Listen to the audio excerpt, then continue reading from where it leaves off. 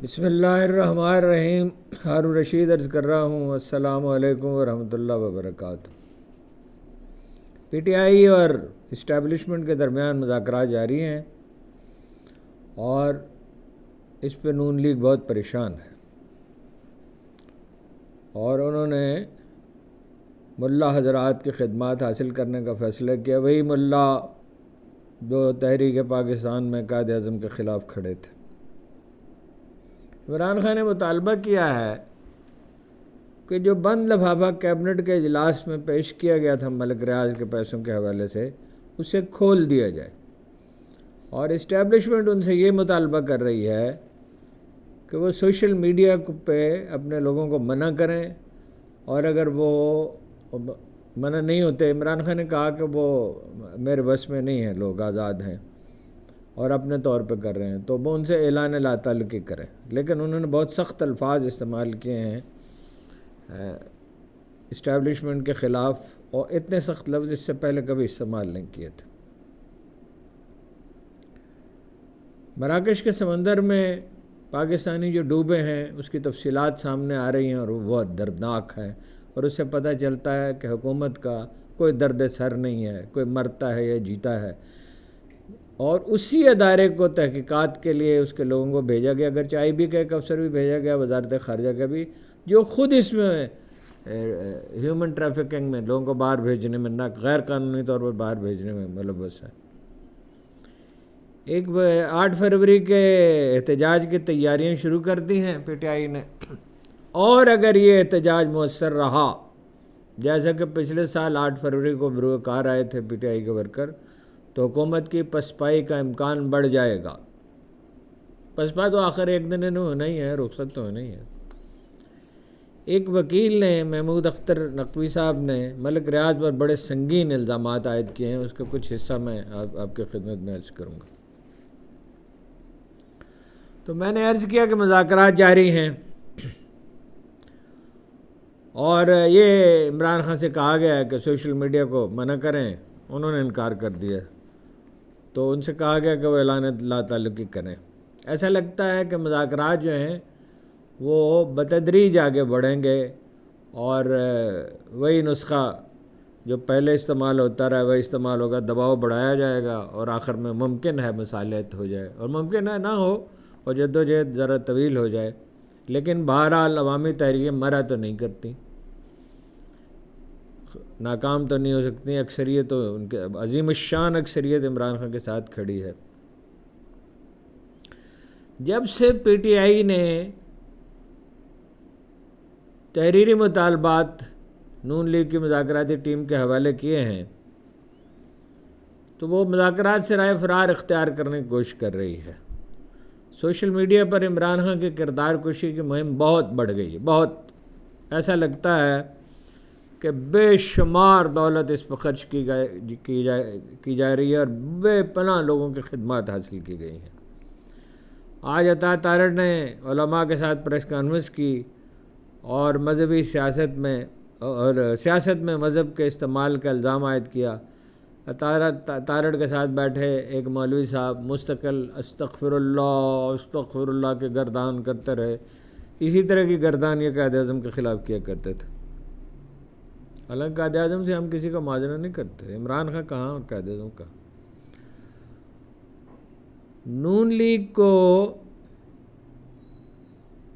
یہ احساس ہے بڑا شدید کہ عوام اس کے ساتھ نہیں ہے، اس لیے وہ ہر حربہ استعمال کرنے کی کوشش کر رہے ہیں۔ مولوی صاحبان کی حمایت کرو، مولوی صاحبان کی کیا ساکھ ہے، اور رائے کی اکثریت ان سے بیزار ہے، جیسے تحریک پاکستان میں تھی۔ جسٹس تقی عثمانی جیسے شخص نے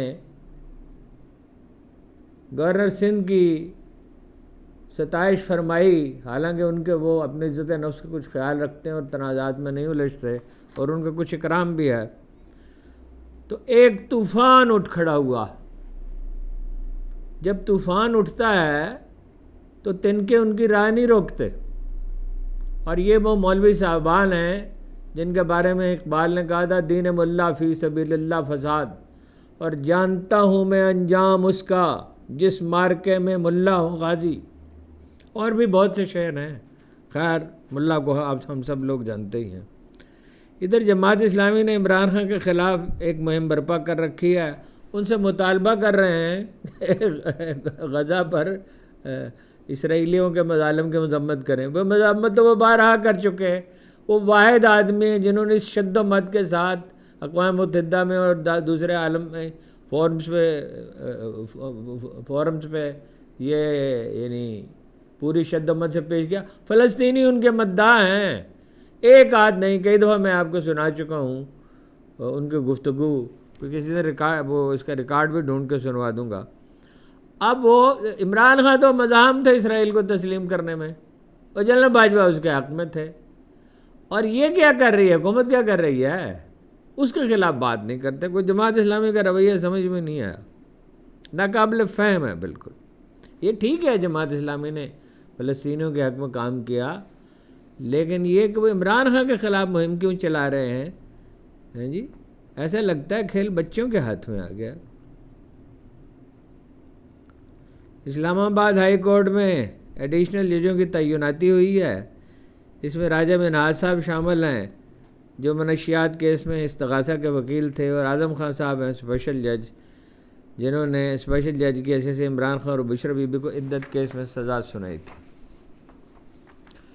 ایڈوکیٹ فیصل چودھری عمران خان سے ملے اور واپس آ کر انہوں نے کہا کہ وہ جو بند لفافہ تھا اسے کھول دیں۔ ایسا لگتا ہے کہ وہ چیلنج کرنے کے موڈ میں ہیں عمران خان، چیلنج ہی کر رہے تھے لیکن ان کا لہجہ سخت ہو رہا ہے، جتنی دباؤ ڈالنے کی کوششیں ہو رہی ہیں اتنا ہی زیادہ وہ رویہ ان کا سخت ہوتا جائے گا، اور یہی ان کا مزاج ہے۔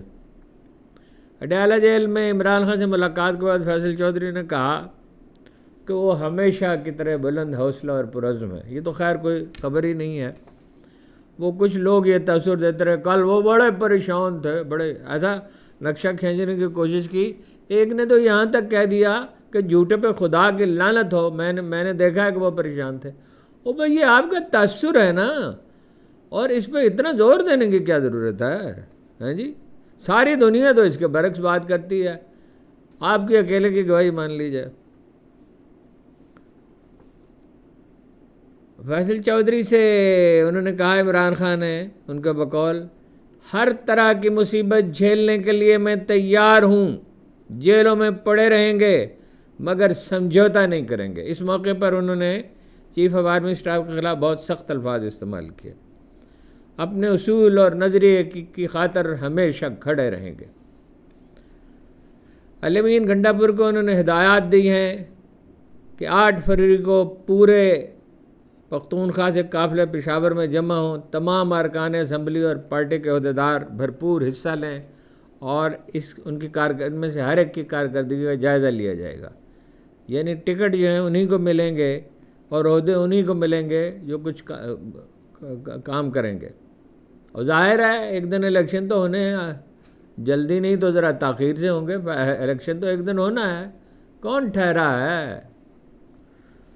ٹھہرا ہے جو لوگوں کے مقابل وہ اس کا مصرع یاد نہیں آ رہا، بہرحال وہ ایک دوسرا شعر ہے حبیب جالب کا، تم سے پہلے وہ جو ایک شخص یہاں تخت نشین تھا، یہ یحییٰ خان کے دور میں لکھا تھا، یحییٰ خان کے دور میں، تم سے پہلے وہ جو ایک شخص یہاں تخت نشین تھا، اس کو بھی اپنے خدا ہونے کا اتنا ہی یقین تھا۔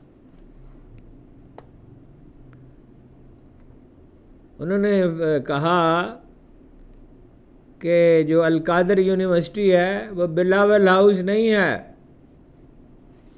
فیصل چودھری نے بتایا، اور وہ لندن کے فلیٹ نہیں ہیں۔ ان کے غریب طلباء کی امانت واپس لے کر کل القادر یونیورسٹی سے طلباء کو نکالا گیا، پنجاب پولیس نے بدماشی کی وہاں، اور القادر یونیورسٹی کے غریب طلباء کی امانت واپس لے کر انہی کے حوالے کی جائے گی۔ وہ ظاہر ہے پر امید ہیں کہ ہائی کورٹ میں فیصلہ جو ہے وہ ان کے حق میں ہو جائے گا۔ کچھ بھی ہو اس یونیورسٹی کو شریف خاندان کے ہتھے نہیں چڑھنے دیں گے۔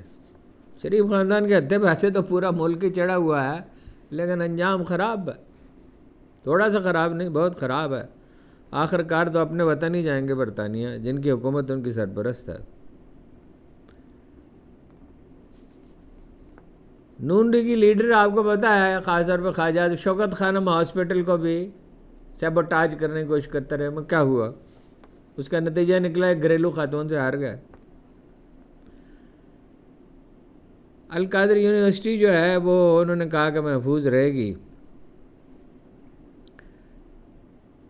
عمران خان کے خلاف میں نے کیوں کہا کہ برطانوی حکومت ان کی سرپرست ہے؟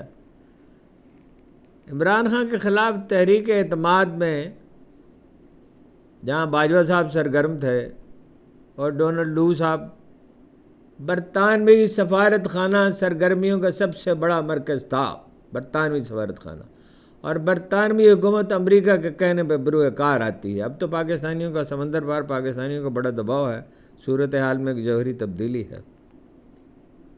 برطانوی حکومت ہی نے میثاق جمہوریت کرایا تھا محترمہ بے نظیر بھٹو اور نواز شریف کے درمیان، اور کیا ہوا اس میثاق جمہوریت کا؟ 2008 میں حکومت بنی، چند مہینے کے بعد ہی انہوں نے شہباز شریف کی حکومت برطرف کر دی پنجاب میں۔ وہ الگ بات کہ وہ فیصلہ واپس لینا پڑا۔ 50 کروڑ روپے اس میں خرچ ہوئے تھے آئی بی کے، اور ان سے جب زرداری صاحب سے کہا اس وقت کے آئی بی چیف نے کہ یہ رحمان ملک کھا گیا، تو انہوں نے کہا میرا خیال ہے یہ بدبخت، بہت سخت الفاظ استعمال کیا، انہیں اکیلے نے نہیں کھائے۔ اس طرح پاکستانی عوام کا سرمایہ ضائع ہوتا ہے۔ 8 فروری پہ بہرحال بہت انحصار ہے۔ ماتحت عدالت سے عمران خان کو سزا دینے کا مقصد یہی لگتا ہے کہ نواز شریف اور زرداری خاندان کی طرح انہیں بدنام کیا جائے، مگر یہ کوشش اب تک تو کامیاب نہیں ہوئی۔ پتھروں پہ پانی، رائے گاں، اور اس عمل میں کنٹرول میڈیا پوری طرح ان کے ساتھ ہے، اس لیے کہ معیشت برباد ہے۔ میڈیا تو خیر ملک ریاض کے ساتھ بھی دل و جان سے، کوئی خود تو کیا کوئی خبر دے گا، کوئی وزیر بھی اس ملک ریاض کے خلاف بیان دے تو وہ اس کا وہ حصہ حذف کر دیا جاتا۔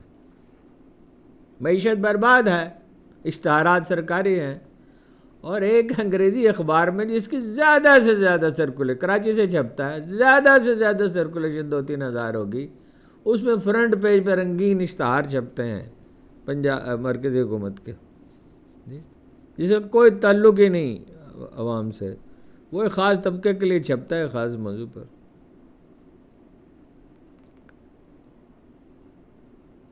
اور اخبارات کا حال کیا اس کے نتیجے میں کیا ہوا ہے، اور چینلز کا کیا حال ہوا ہے؟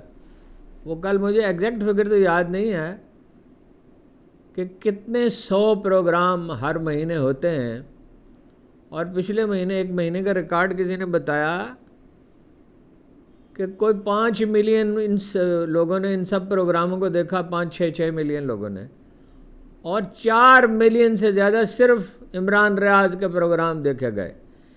یعنی یہ کھربوں روپے کی سے بنے ہوئے جو میڈیا چینل ہیں، کوئی 63، ان کے سارے پروگراموں میں 2/3 صرف ایک آدمی، ان کے جتنے پروگرام دیکھے 2/3 اکیلے کے دیکھے گا، تو باقی سوشل میڈیا ہے۔ یہ ٹھیک ہے، اس میں خرافات بھی بہت ہے، غیر ذمہ داری بھی ہے، اور گالی گلوچ بھی ہے، کردار کشی بھی ہے، لیکن اگر یہ میڈیا نہ ہوتا تو سوشل میڈیا نہ پنپتا جس کا مطالبہ کیا جا رہا ہے۔ عمران خان نہیں روک سکتا، عمران خان کچھ لوگوں کو روک سکتا ہے، اگر روکنا چاہے بھی، بولے وہ کیوں روکے گا؟ آپ نے کون سا اس نے سلوک اس کے ساتھ کیا ہے؟ اس کا یہی حربہ ہے، وہ تیار ہے، وہ جب جاتا ہے عدالت کی طرف تو بتایا جاتا ہے کہ وہ پھانسی گھاٹ کے سامنے رکتا ہے اور اس کی طرف دیکھتا ہے، اور وہ کہہ چکا ہے میں جب پھانسی چڑھنے کے لیے تیار ہوں اور ساری عمر جیل میں بھی رہنے کے لیے تیار ہوں۔ ایسے آدمیوں کو آپ کیا ڈرائیں گے، دھمکائیں گے؟ کیا لوگ ہیں، ان کی سمجھ میں نہیں آتا۔ نون لیگ جو ہے نا جی، وہ مذاکرات سے میں نے عرض کیا کہ فرار کا راستہ تلاش کر رہی ہے۔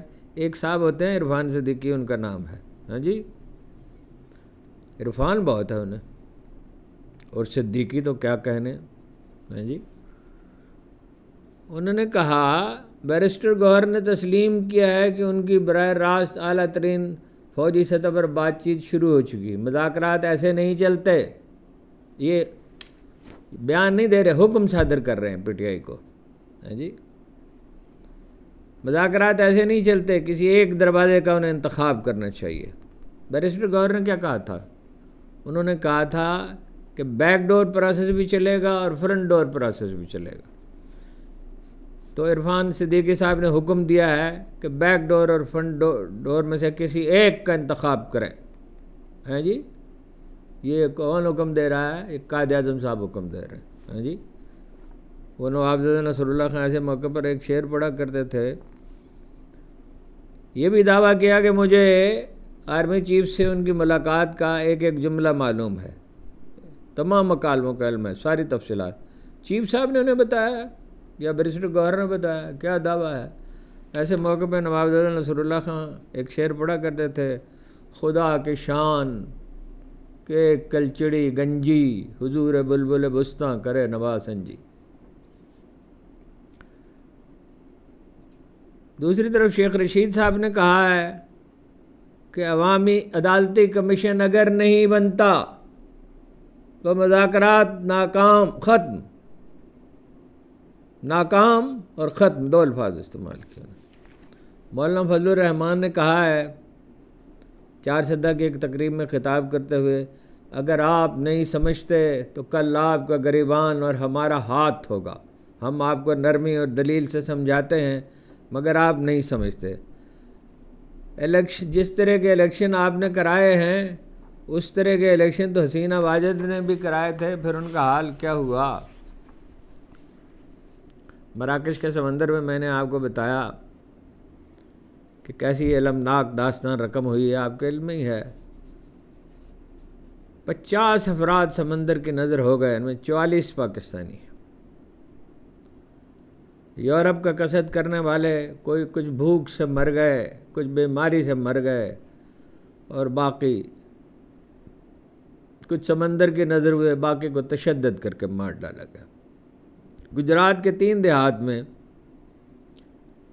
ایک ماتم برپا ہے، گاؤں جوڑا ہے جس کے ابو بکر، میاں ریحان اور عمر مرزا، اسی طرح علی گاؤں ہے ایک، اسے کسنین، شہزاد، کسنین یہ نام پہلی دفعہ میں نے سنا، بہرحال اسی طرح لکھا ہوا، شہزاد اور رضوان درندگی کی بھینٹ چڑھ گئے۔ ایک گاؤں ہے ڈولا، اس کے سفیان اور عاطف کو بھی ہتھوڑوں سے قتل کیا گیا۔ ان وحشیانہ اقدامات کا پتہ اس لیے چل گیا کہ کچھ لوگ زندہ بچ گئے۔ ایف آئی اے کی ایک ٹیم، وزارت خارجہ کے ایک افسر اور آئی بی کے ایک افسر جو تحقیقات کے لیے روانہ ہو گئے ہیں۔ گجرات سے ایک خاتون غلام فاطمہ کو گرفتار کر لیا گیا ہے جو اپنے بیٹوں کے ایما پر پیسے وصول کرتی تھی۔ 21 دسمبر 2024 کو یونان کے قریب ایک کشتی میں بھی اسی طرح پاکستانی جو ہے وہ ڈوب گئے تھے۔ اب اس حادثے میں، یونان والے حادثے میں، ایف آئی کے 31 آدمی جو ہیں وہ ملوث تھے، فیصل آباد کے تھے، اسلام آباد کے تھے، کوئٹہ کے تھے۔ تو یہ ایف آئی اے والے کیا تحقیقات کریں گے؟ یہ تو خود شریک جرم ہے۔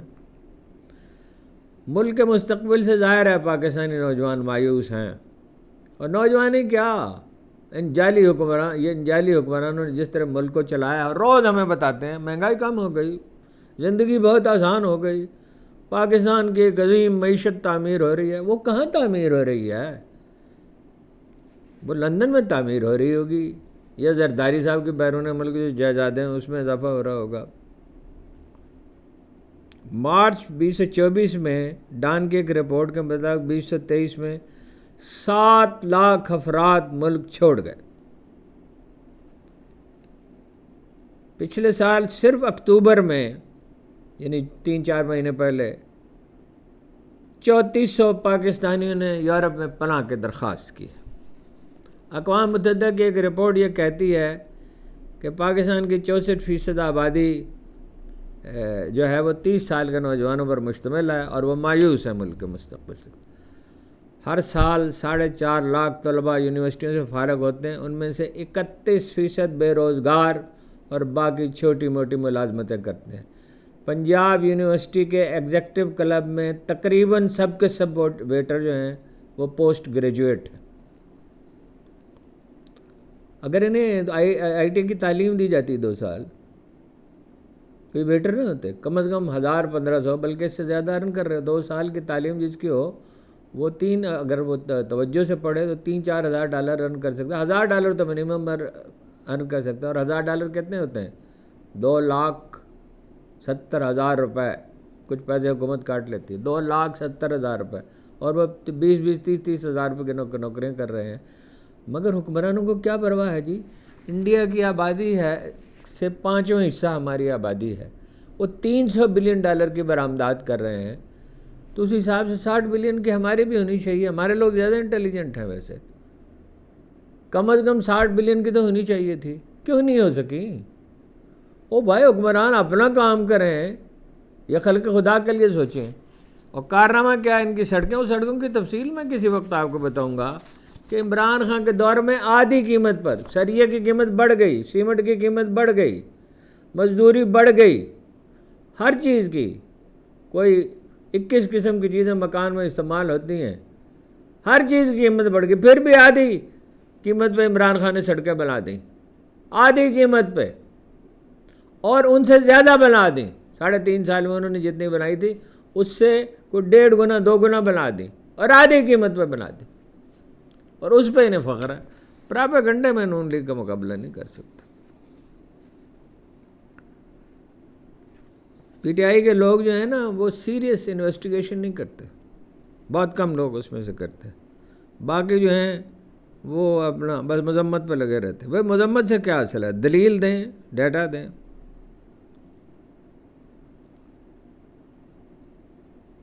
तो वो तो ये आईटी के मामले में तो जो कुछ उसने किया उस पर नजम सेठी साहब भी चीख उठे हैं। वो कह रहे हैं कि ये लोग मुल्क को बर्बाद कर देंगे। बड़ी अफसोस की बात है जिस किस्म की पॉलिसी फैसले हो रहे हैं इस्लामाबाद में।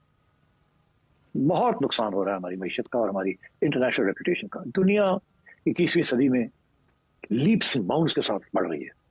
हम 21वीं सदी से 19वीं सदी जाना चाह रहे हैं। और ये हमारा हुक्मरान तबका जो है इतना कैलस है, इतने ये गलत लोग हैं कि इन्हें सवाए अपनी एक शॉर्ट टर्म सर्वाइवल के लिए ये सारी इकोनॉमी को तबाह कर, सारी जिस तरीके से दुनिया जिस तरफ जा रही है उधर पाँव नहीं रखना चाहते। अच्छा, वो वकील साहब का बयान बहुत जो है लंबा चौड़ा है। मैं उसे कुछ हिस्से पढ़ के सुना देता हूँ आपको। वो तो बहुत तवील है। उन्होंने महमूद अख्तर नकवी उनका नाम है।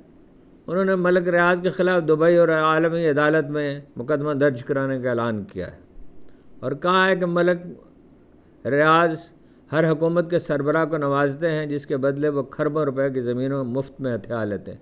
सिर्फ हुक्मरान क्या, तमाम मुअस्सर लोगों को, तकरीबन शाह जी कोई बचता है। चौधरी निसार साबिक वज़ीर दाखिला, चौधरी निसार ने मलिक रियाज के करिंदों को जेल में डाला तो मलिक रियाज ने सिंध का रुख किया, जहाँ हुकूमत सिंध के ताबन से सरकारी ज़मीनों पर कब्ज़े का सिलसिला शुरू हो गया।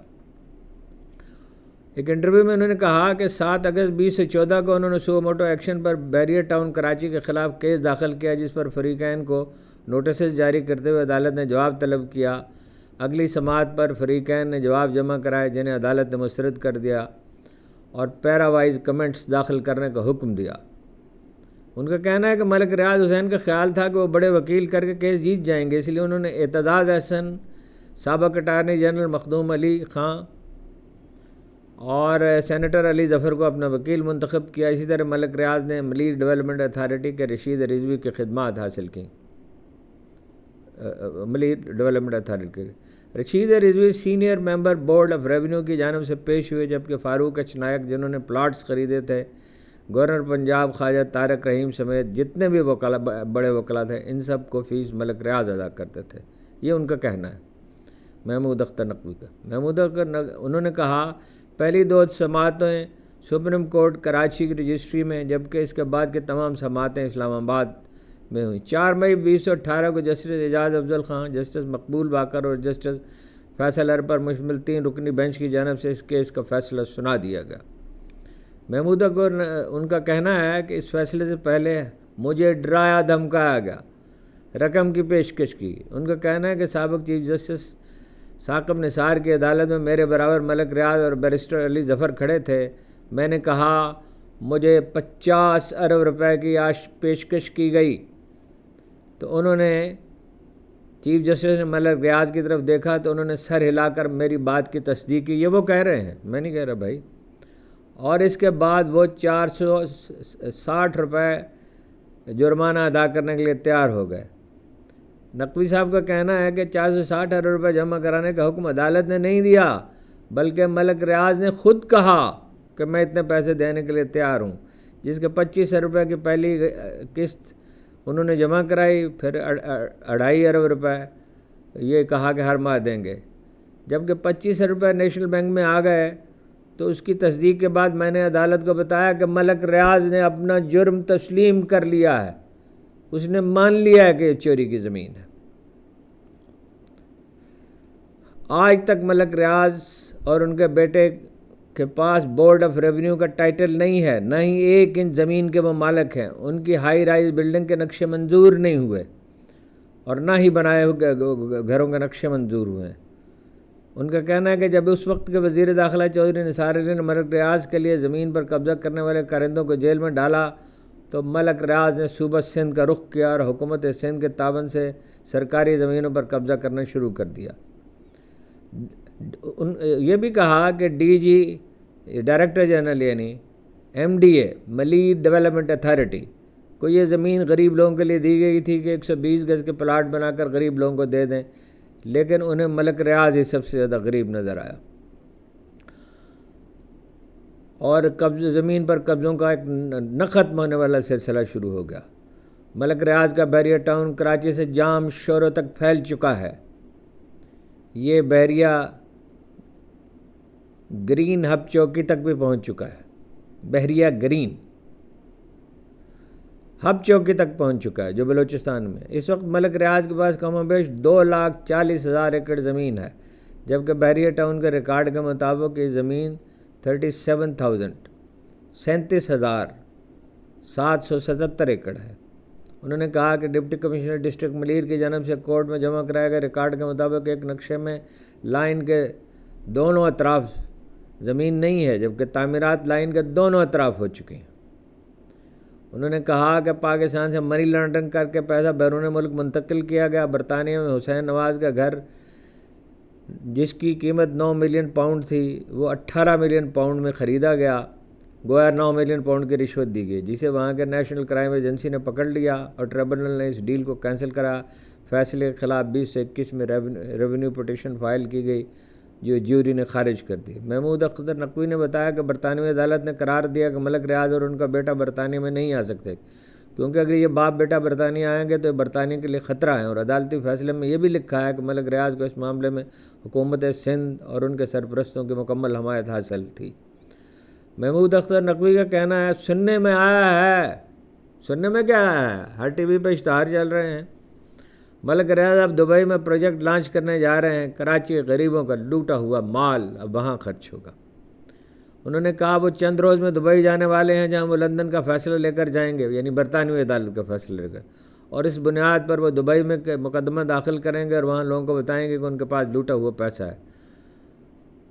انہوں نے کہا کہ 60 ارب روپے جرمانہ ہوا تھا، صرف 30 ارب روپے اس میں سے داخل ہوئے ہیں جو حکومت سندھ کو مل چکے ہیں، باقی کی جائیداد اور رقم برطانوی عدالت ضبط کر چکی۔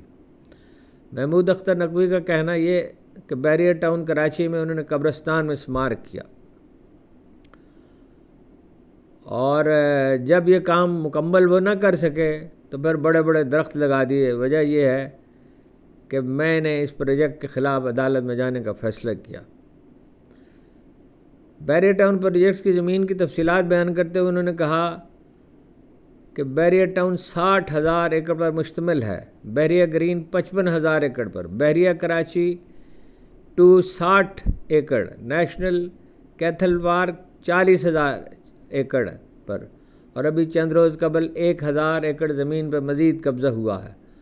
ان کو نیب بھی نہیں پوچھتی کیونکہ اس میں ریٹائرڈ افسران بھرتی کیے گئے ہیں۔ محمود اختر نقوی کا کہنا ہے کہ میں چیلنج کرتا ہوں کہ ملک ریاض کو مناظرے کے لیے لے کر آئیں، میں ثابت کروں گا کہ وہ 1 انچ زمین کے بھی حقیقی مالک نہیں۔ انہوں نے کہا برطانوی جج میرے رشتہ دار نہیں تھے جنہوں نے ملک ریاض کی زمینیں ضبط کی، یہ تو شہزاد اکبر نے ملی بھگت کر کے 190 ملین پاؤنڈ نکلوائے، اس کے بعد یہ پیسہ ملک ریاض کی بہو کے المشرق بینک کے اکاؤنٹ میں چلا گیا۔ اس نے وہ رقم اپنے سسر کے 460 ارب روپے والے قسطوں کے اکاؤنٹ میں ٹرانسفر کی، جو پکڑی گئی کیونکہ قسط 2.5 ارب روپے ماہانہ ادا کرنی تھی، جبکہ اکاؤنٹ میں 31 ارب روپے ایک ساتھ جمع کیے گئے، جس پر یہ لوگ پکڑے گئے۔ یہ بہت طویل بیان ہے۔ بحریہ آئیکون ٹاور کے حوالے سے محمود اختر نقوی کا کہنا ہے کہ وہ ہمارے ٹیڑھی ہو چکی ہے۔ ترکیہ، برطانیہ سمیت 3 ممالک سے ماہر انجینئرز کو بلایا گیا، جنہوں نے رپورٹ دی ہے کہ اگر اس عمارت کے اندر سامان لایا گیا تو یہ زمین بوس ہو جائے گی۔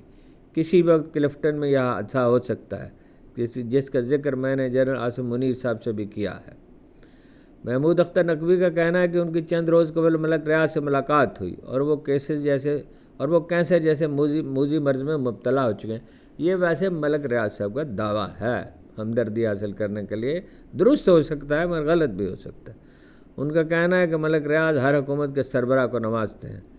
کھربوں روپے کی زمین اب تک صرف 30 ارب روپے کی ادائیگی کی گئی ہے۔ کھربوں روپے کی زمین کے بدلے میں کوئی پوچھنے والا نہیں، کیونکہ سب کو حصہ دیا جا رہا ہے اور زمین اس طرح انہیں گویا مفت میں مل گئی۔ آپ کا بہت بہت شکریہ۔